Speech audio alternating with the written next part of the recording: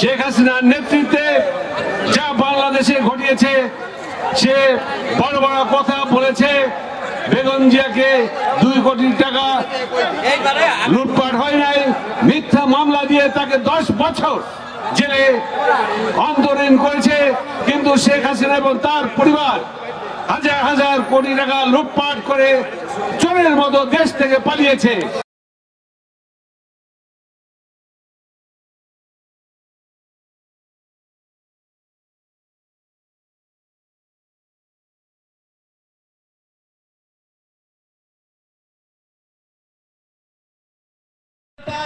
গোপালগঞ্জ 2 আসন থেকে বারবার নির্বাচনকারী ধানের শীষ প্রতীকে তারেক রহমান অত্যন্ত আস্থাভাজন আমাদের শ্রেষ্ঠ নেতা, আমাদের জননেতা জনাব এম সিরাজুল ইসলাম সিরাজ সাহেব আমাদের সম্মুখে উপস্থিত হয়েছেন।